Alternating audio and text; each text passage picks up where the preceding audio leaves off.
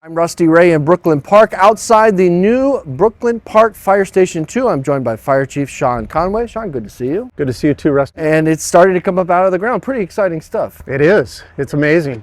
You know, I try to go out early in the morning when it's a little cooler and there isn't quite as much traffic. There's no reason that we have to look messy when it's just so easy to bend over and pick it up and dispose of it properly.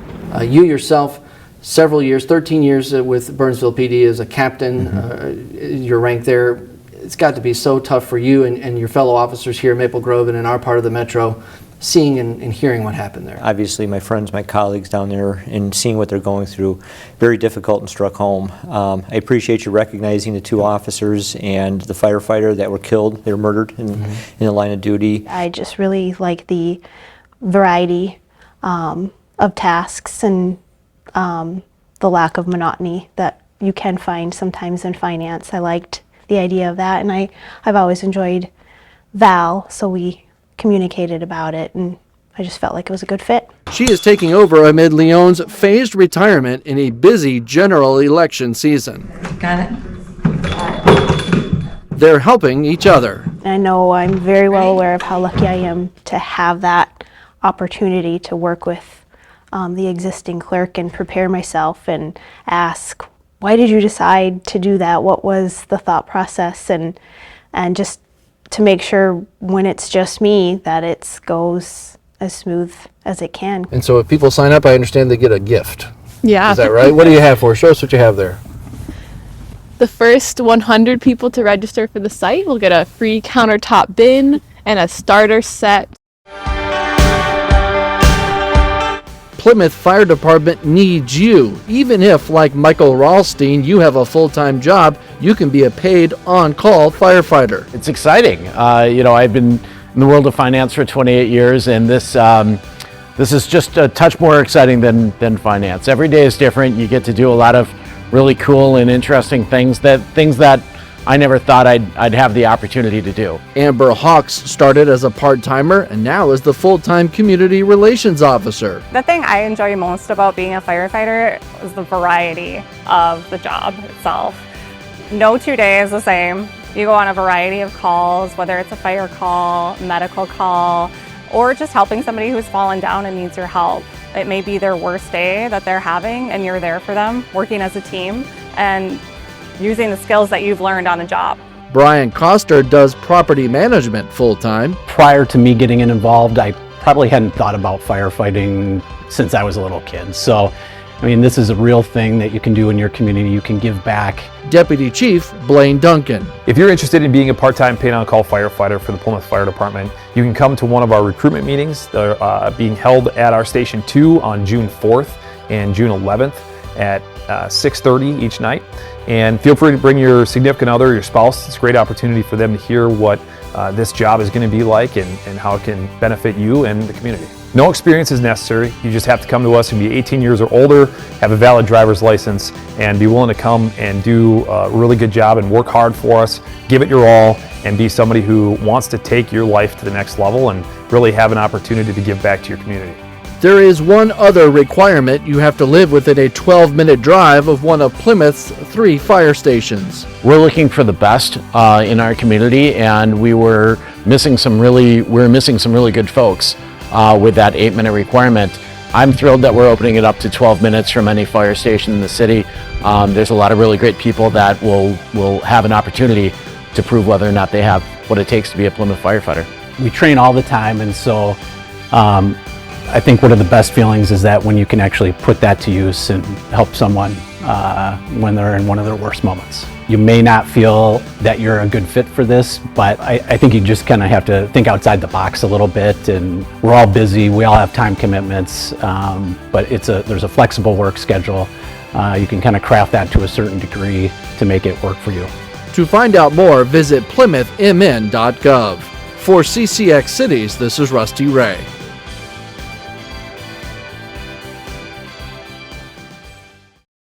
Hi, my name is Matt with the City of Robbinsdale Recreation Department.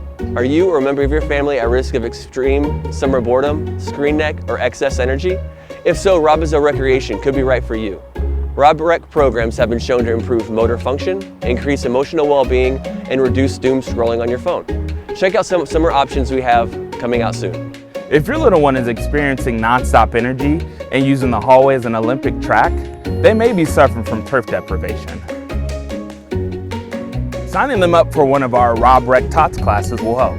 If your 5 to 10-year-old kids are always debating over who looked at who first, or if you constantly hear the phrase, "I'm bored," then they may be experiencing lounge lock. Joining one of our sports leagues will clear that right up. My child was experiencing chronic TNDS, or there's nothing to do syndrome. I decided to sign them up for Birdtown Summer Blast through Rob Rec, and the results were transformational.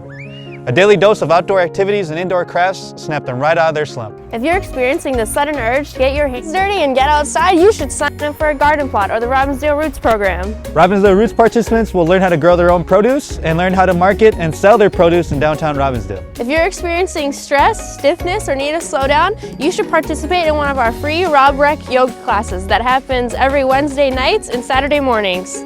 Rob Rec is not an actual medication, but can help get you moving and active this summer. Side effects could include happiness, new friendships, lifelong hobbies, loss of excess energy, loss of interest in screens, and a desire to go outside. We have even more options available to combat your boredom this summer. Talk to your family today to see if Rob Rec is right for you.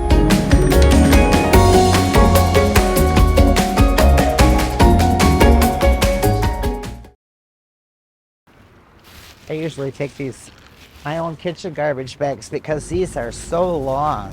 I'm out here almost every day, weather permitting. You know, I try to go out early in the morning when it's a little cooler and there isn't quite as much traffic. There's no reason that we have to look messy when it's just so easy to bend over and pick it up and dispose of it properly. So I need a bumper sticker that says I break for picking up litter. I care about the community as well as other residents in the community, and I want it to look nice. And so trying to lead a little bit by example. Plus, you know, it's kind of good exercise for me. I do need to exercise, so I'm kind of trying to kill two birds with one stone. You know, I liken it to graffiti. You know, when you go to a business and you see graffiti on the wall, it just sort of snowballs and you get more graffiti. So I'm kind of hoping that, you know, if you clean up the graffiti, then you don't seem to catch as much graffiti. So I'm hoping that kind of snowballs with the litter. If people kind of start noticing, hey, it looks kind of clean around here. I better not litter. I better save this in my car until I get home and dispose of it properly. We have a great group of community volunteers, Friends for Crystal Parks. They have a fundraiser or two a year. One of them is a big plant sale. And so this past year, they have used that money to purchase litter picker-up tools. And they are free for any Crystal resident that is interested in helping out. Please go to the community center, pick up a litter picker tool, and as you're out walking, you know, pick up an item or two as long as it's safe. We have some residents that, you know, often help out. We have seasonal workers that come and help from time to time, primarily there in the parks, but we get sentenced to serve once a week during the summer now to help. And so all of that combined is helping. You know, it's not just me. I'm hoping to get more and more. We've got the VFW that is committed to keeping Broadway or Bass Lake clean. Crystal Lions help with with Broadway. So we've got some nonprofit organizations that are also helping in the effort.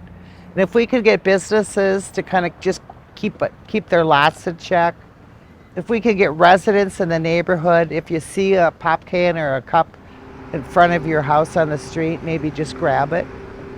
You know, if we all work together, we could make a big impact on how our community looks. For more city stories, check out ccxmedia.org or find us on social media.